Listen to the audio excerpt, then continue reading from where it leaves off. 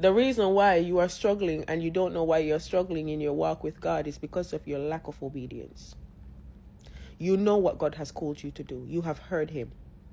You know he's the one that said it, but you are allowing the enemy to put fear in your heart and make you believe that what God has called you to do, that you can't do it. So the reason why you're having a hard time now is because of your own disobedience. But it doesn't mean that because you are disobedient now that you have to continue to be disobedient. Because what you need to understand is whatever God has called you to do, God called you to do it because he knows you will conquer it. 1 Corinthians 10:13, it says God don't give you no more than what you can bear. And if it gets to a point where you feel like you can't bear it, he will give you a way out so that you may endure. Which means that whatever God put in front of you, you can endure. You can overcome.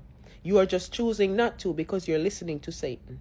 Now I know that you're probably a little scared, and I completely understand because I've been in a situation like that too. The amount of assignments I have done, I have been in situations where if you look at it, you would wonder how I'm not dead.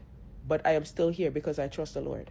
But it doesn't mean that I wasn't nervous or I didn't shake in my heart a little bit. Even Daniel probably shook when he was in that lion's den. We are human beings. God understands. But you need to understand that your obedience is not only just for you, it's for your children. So wherever you drop the baton, your children have to come and pick it up. Now this is a deeper revelation, but I'm going to give it to you anyways. There is such a thing called a spiritual timeline. So whenever God makes you a promise or he says this is going to come to pass, it's coming to pass at a certain time. And that timeline, that deadline, it cannot be changed. So it means that no matter what happens in between the time God made that promise to the time of the promise, it has to come to pass no matter what. So say, for example, you ask God for something and God said, okay, I will do it at this time. And throughout the process, God is calling you to do these assignments to make sure the road is clear for your promise to come. But you drop the baton and your children are not ready to step forward and do the rest of that assignment until 20 years later.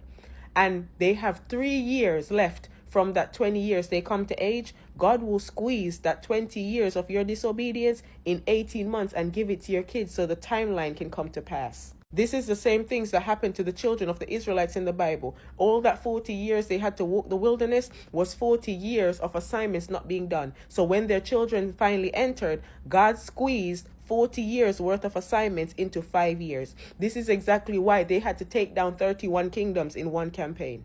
So the time that they actually got the land, the good of the land, and they separated was the deadline they were actually meant to get it.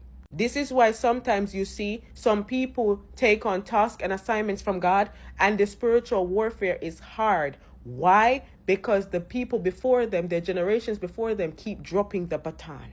And no matter what, God's timeline, deadline has to come to pass because it is illegal for God to break his word. He can't break his word. So if he gives you a time, that time has to come to pass. This is why Gabriel had to mute Zechariah.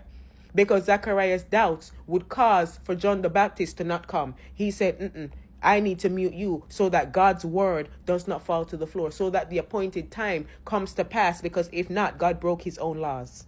So use this video as your encouragement and step forward in front of Jesus and understand that whenever God calls you to war, it's never to fight the war because the war has already been won. It's to claim the victory.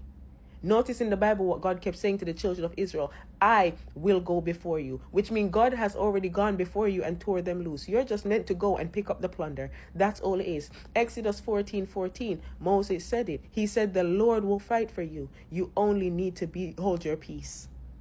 You just need to be still. Psalms 46 verse 10, I think, be still and know that I am God.